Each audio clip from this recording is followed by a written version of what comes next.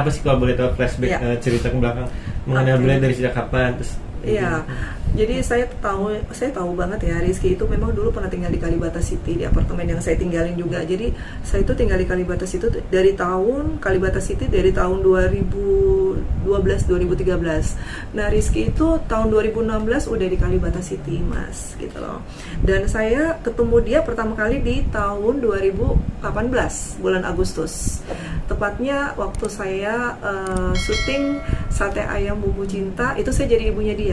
Dan dia juga itu kalau nggak salah nih, dia tuh FTV pertamanya dia. Jadi dia punya ibu saya juga punya anak yang pertama di FTV itu. Jadi kita di situ langsung dekat gitu. Setelah main sinetron, setelah itu FTV. Ngobrol-ngobrol lihat Bila gimana sifatnya? Waktu itu saya lihat dia masih terlalu anak-anak ya, seperti apa ya? Saya kan baru tahu juga kalau dia pemain sinetron, pemain FTV karena saya belum pernah dengar namanya dia gitu loh. Jadi begitu saya tahu, apalagi kita deket-deketan tempat tinggal, kita ngobrol dan dia orangnya rame, ramah, baik dan tidak sombong.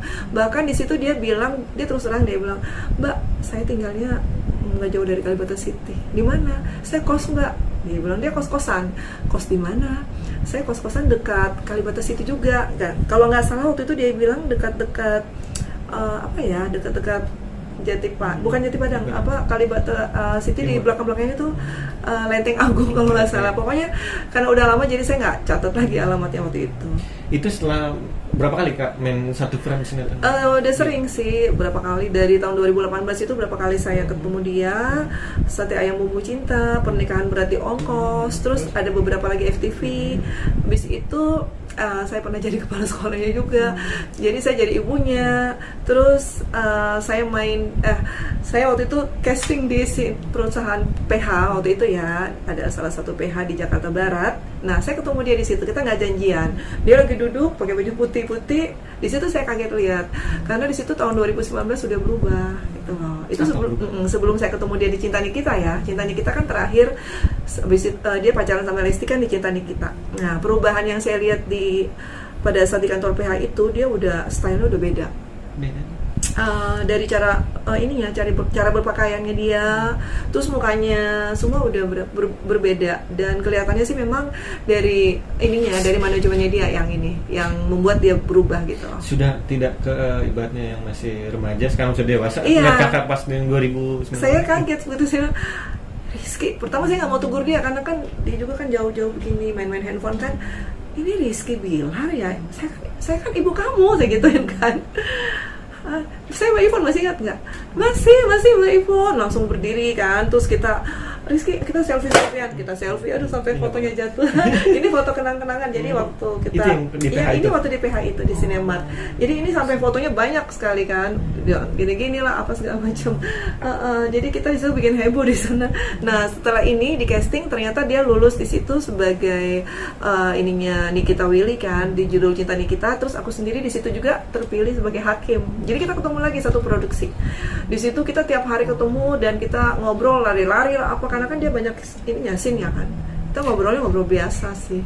Setelah ngobrol biasa, ada kontek-kontekan telepon atau ada curhat setelah itu pas nikah sama Lesti deh. Dan sebelum jadi saya itu terakhir berhubungan sama dia sebelum dia nikah, karena kan waktu itu saya kan udah main juga, ada on off juga kan di sinetron yang diproduksi oleh salah satu PH gitu kan. Jadi kita tabrakan schedule. Terus saya ke daerah, terus saya WA dia, saya bilang selamat, saya bilang itu udah mau nikah. Dan pada saat saya tahu dia pacaran sama Lesti, itu pada saat dia beralih dari sinetron yang Cinta Nikita ke Jodoh Wasiat Bapak Kedua. Di situ kan dia skipping tiap hari.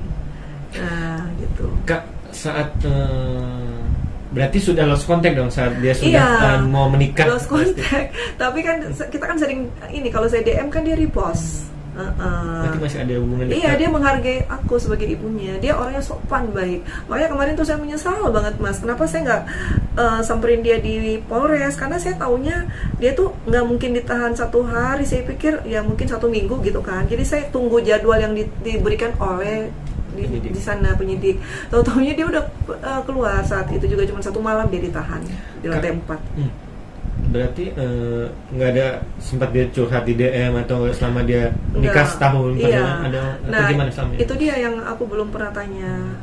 Kalau aku bisa tanya, bagus banget ya aku bisa tahu jawabannya. Nah kemarin tuh sebenarnya, aduh pengen banget deh, pengen ketemu Lesti sama Rizky, pengen apa sih istilahnya, kasih support lah istilahnya, aku sebagai orang tua, sebagai ibunya dia, kok anak saya kayak gini gitu loh. Maksudnya sebenarnya sih memang apa sih kalau KDRT itu ya Mas, itu kan memang berat banget ya kalau saya bilang. Tapi kalau misalnya saya bisa ketemu dia kan saya puas banget gitu. Makanya saya lagi cari waktu nih, mudah-mudahan bisa ketemu dalam waktu dekat ini. Kak, selama kenal sama Rizky atau syuting, pernah nggak lihat dia emosi atau marah itu? Nggak pernah. Jadi di handphone saya tuh banyak video-video dia kan, yang kita lagi makan terus dia inilah apa ketawa-ketawa, humoris anaknya. Jadi yang aku tahu juga emang dia nggak pernah sedih, nggak pernah cemberut, nggak pernah marah, sama teman-teman menghargain gitu loh. Jadi nggak ada kurang-kurangnya sih kalau menurut saya. Apalagi dia kan pintar anaknya, pintar dan cerdas. Kak, tahu mendengar kabar dia flashback lagi ya KDRT, sempat percaya dan nggak percaya, kaget dan tidak kaget, gimana tuh melihat pas taunya itu di medsos atau lihat handphone atau di langsung televisi? Aku taunya dia KDRT itu kan pastilah dari medsos dan dari TV kan gitu, karena kan aku memang rajin banget kan, update banget gitu loh. Ya kaget lah gitu kan. Terus aku sampai, karena kan di TikTok saya itu kan memang fotonya dia gitu loh. Terus netizen kan ngeliat, terus ada gosip tentang tante-tante di Kalibata. Nah itulah nyambung di situ Mas. Makanya saya bilang, saya bukannya saya ngebela Bilar atau ini ya, bukan, tapi saya mau ngomong yang sebenarnya soal dia gitu loh. Jadi kalau ada gosip-gosip dia inilah di luar tante-tante atau apa, itu saya pikir mungkin cuma gosip karena nggak ada buktinya kan gitu. Jadi ya kagetnya luar biasa, karena anak yang saya sayangi, anak yang saya kagumi, dan bukan cuma saya tapi kan seluruh masyarakat Indonesia, bahkan di luar negeri kan, bagaimana fansnya Rizky Bilar sama Lesti kok setega itu sampai mukul, dan itu mukulnya itu kan bukan mukul biasa kan, sampai parah kan, sampai Lesti harus divisum masuk rumah sakit kan gitu. Oke. Kak, menurut kakak sendiri sebagai seorang ibu, seorang perempuan, melihat laki-laki apalagi suami yang main kasar KDRT ke seorang istri, gimana sih kak? Ya dari sisi saya sebagai seorang ibu dan dari sisi hukum di negara manapun kan itu tidak dibenarkan sama sekali. Apalagi KDRT itu kan benar-benar perbuatan yang apa ya, yang benar-benar moralnya itu udah ini ya, udah nggak bisa diterima gitu loh, dari akal sehat, dari segi apapun, dari segi agama juga kan. Jadi saya tidak membenarkan dan saya tidak setuju. Makanya saya kaget banget, saya shock luar biasa kenapa Rizky bisa melakukan hal seperti itu. Yang seorang public figure kan, yang harus mencontohkan yang baik, teladan, harusnya kan attitude-nya dijaga, etikanya dijaga. Makanya saya mau ketemu dia, ini Rizky kenapa gitu kan, ada apa sih dengan kamu nak gitu kan. Itu yang saya bertanya-tanya terus. Kak, ada masukan atau pesan gak buat para wanita-wanita kan harus speak apa-apa gimana sih ketika dia mengalami KDRT? Iya, nah ini saya mau memberikan pesan kepada ibu-ibu atau adik-adik atau siapapun yang berumah tangga, ya mohon untuk menjaga ya hubungan rumah tangga supaya harmonis, dan jangan apa-apa tuh main tangan, main hakim sendiri, itu kan berbahaya gitu loh. Nah kalau sudah main tangan, sudah main hakim sendiri, berarti kan berhubungan dengan kekerasan dalam rumah tangga atau yang namanya KDRT. Itu sama sekali tidak dibenarkan secara moral dan secara hukum, dan itu berat banget hukumannya, 5 tahun. Jadi tolong dihindari supaya tidak terjadi seperti kejadian yang kemarin. Apalagi berhadapan dengan public figure yang fansnya banyak. Kita aja, aku sendiri kan dulu juga sempat KDRT juga sempat gitu loh. Jadi sampai sekarang saya nggak mau menikah itu gara-gara itu juga gitu loh. Jadi ada traumatik gitu ya? Ada traumatik. KDRT waktu saya mengandung itu sempat ditendang di mobil. Sama sekali sudah tidak bisa makan? Enggak, langsung cerai. Aku nggak mau karena kalau kita perempuan punya pride ya, punya harga diri gitu loh. Tapi mungkin kalau Lesti dia ada urusan-urusan yang memang harus dipertahankan gitu loh. Jadi ini kesempatan kedua buat Rizky Bilar sama Lesti.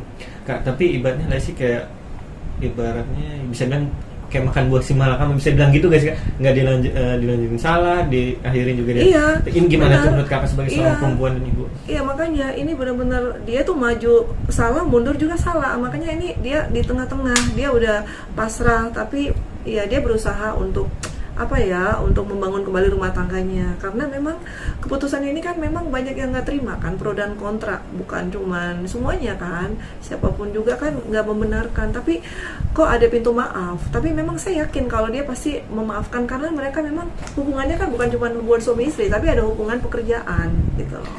Nah, kalau misalnya hubungan pekerjaan berarti lebih mementingkan pekerjaan daripada perasaan dan hatinya Lesti, atau gimana Kak? Atau ada dua, ada hubungan pekerjaan sama ada anak di belakang, gimana tuh Kak? Nah itu dia, karena ada anak, tapi yang satu yang paling penting tuh Lesti tuh masih mencintai Bilar. Mau dia bagaimana, dia memaafkan, meskipun memang KDRT itu kan tidak dibenarkan, itu salah besar kan, bahkan kan dihukum, ditahan kan Rizky Bilar, pakai baju orange lagi kan. Nah tapi inilah kembali lagi ke Lesti, dia punya alasan sendiri ya. Kak, tapi kalau melihat dari, maaf ya, ada teman kakak juga mengalami sendiri. Iya. Ada teman-teman juga, ada teman cerita tentang KDRT. Mereka semua ibaratnya udah maaf apa ya, ambil jalan pintasnya, udah nggak usah ada maaf lagi. Sama ini gitu Kak, teman-teman kakak atau gimana? Kalau KDRT sekali kan ya kita masih maafin. Tapi kalau misalnya terus itu kan memang tabiat, berarti kan itu nggak bisa dirubah. Jadi dia tuh udah tabiatnya dia dari lahirnya, karakternya dia. Jadi kalau misalnya kita menghadapi pasangan kita yang seperti itu kan memang harus ada konselingnya, harus ada maksudnya dia harus diubah karakternya. Tapi kalau misalnya susah ya udah, mendingan daripada dipukul terus, siapa yang mau kan gitu, mendingan jangan gitu. Kalau aku juga nggak mau. Melihat tadi di medsos ya, di atau IG atau seliweran gitu, story Bilar keluar menampakkan diri juga sama Lesti, keluar dari gerbang. Menurut kakak gimana, sudah hebatnya keluar bareng lagi melihat di makanya medsos. ini cepat banget ya, mereka udah baik kembali gitu loh. Maksudnya netizen kan yang kita lihat kan masih nggak percaya, tapi kalau yang aku lihat di komen-komen, aku bukan menyetujui KDRT-nya ya, aku sangat tidak membenarkan. Tapi kan ini proses memaafkan yang ini yang saya salut gitu loh. Maksudnya berarti Lesti ini berarti hatinya udah penuh dengan maaf. Mungkin karena jawaban yang dia terima juga waktu dia berdoa. Nah itu kan semuanya kan memang ada kata maaf dan pintu maafnya terbuka. Makanya saya lihat netizen-netizennya juga kan ya gimana kan, ada yang pro dan kontra, kembali lagi seperti itu.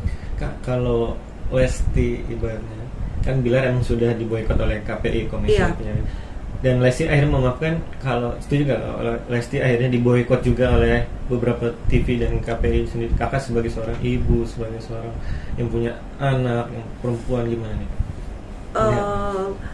Kembali lagi kalau memboikot itu, kalau menurut saya memang sih karena dia udah melaporkan kan. Kalau dia udah melaporkan berarti kan dia udah merasakan sakit KDRT gitu. Memang public figure kan harus mencerminkan yang terbaik kan. Jadi kalau misalnya dia melakukan kayak gitu kan pasti diboikot karena bukan cuma televisi, masyarakat juga nggak mau kan. Nah itu makanya saya ngelihatnya di sini, kalau dia diboikot ya mungkin 1 bulan, 2 bulan atau berapa bulan mungkin ya, itu mungkin untuk sebagai bukan hukuman ya, sebagai imbas dari apa yang dia lakukan gitu loh. Jadi diberikan waktu untuk introspeksi supaya dengan kayak begitu dia masih bisa recovery, dia masih bisa bangkit lagi gitu loh. Jadi setuju dengan boikotnya itu mungkin untuk beberapa saat aja, tapi jangan terus menerus kan. Mereka juga kan bekerjanya di dunia seni, mereka kan cari duitnya di situ, dan mereka masih punya fans yang banyak. Jadi kita memberikan kesempatan lah buat mereka. Kak, terakhir dari saya, tadi sempat keputus yang ada kabar-kabar miring di ibarat Bapak punya tante di City, atau juga ada beberapa yang Bapak menuduh kakak, oh ini nih, pas udah diposting di YouTube, Iya. nama kakak langsung, oh jangan ini nih, jangan ini, semua pada berargumentasi kan, Iya. netizen, para netizen Iya. dan itu gimana nih kak, menurut kabar miring tersebut bilang Iya. ada Di sini tante. ada, makanya kan begitu mereka lihat ini istri, ya ampun masa orang tua dibilang ini istri pertama, istri pertama di sini ada loh Ada. komennya gitu kan. Makanya saya ketawa aja 5.000 komen saya baca semua. Terus tapi saya orangnya gimana ya, saya ngeliat itu ada yang saya kasih jempol, ada yang saya diam gitu kan. Cuman saya bilang gini, saya bukan tantenya Rizky yang tante-tante kayak gitu kan. Kalau saya kan berhubungan sama Rizky karena hubungan ibu dan anak di pekerjaan, dan memang waktu itu saya juga sempat hubungin untuk dia ada job dengan saya, karena kan saya juga ada project yang lain. Jadi waktu itu saya mau jadikan dia model video klip di singlenya salah satu penyanyi baru kan gitu kan. Tapi karena dia sibuk jadi kita belum deal. Nggak tahu nanti ini, mudah-mudahan setelah kasusnya udah mereda, setelah sudah semuanya udah baik-baik, kita juga bisa bekerja sama lagi gitu. Tapi kabar yang miring itu kan yang dia punya Ada. di Kalibata sih gimana? Oh ya, yang itu kan heboh karena Mami Isa kemarin kan, yang siapa segala yang bilang gitu, ada satu perempuan yang bilang begitu kan, katanya yang punya salon di Kalibata City. Nah di Tower Flamboyan, di Tower Flamboyan itu kan yang punya salon kan cuma satu orang, namanya Kakak Yopi, sahabat saya. Dan karena saya memang sering ada di situ, mungkin dikira ini kali Tante Ivon, dilihatlah di TikTok saya, aduh Tante Ivon kali, karena tante-tante kan karakternya, ya gitulah. Mungkin ada potongan juga jadi Tante Girang. Jadi kabar itu hoax gitu kan? Nggak Hoax, benar? nggak benar sama sekali. Karena kalau Rizky berhubungan dengan tante-tante, setahu saya sih nggak pernah saya tahu ya, nggak pernah ada. Tapi yang kabar dia selingkuh yang dari penyidik itu gimana menurut kakak sih? Kaget kan? Iya, makanya itu kan sudah diselidikin kan di penyidik, ada barang bukti kan. Ya itu kaget luar biasa. Ya mudah-mudahan sih Rizky nggak begitu lagi. Dia mungkin udah ada efek jerah dan dia udah istilahnya tobat lah dengan semua perbuatannya. Mungkin dengan kayak begini seterusnya Rizky sama Lesti bisa bersatu selama-lamanya. Nggak ada lagi KDRT, jangan sampai itu terjadi, karena itu benar-benar nggak dibenarkan gitu.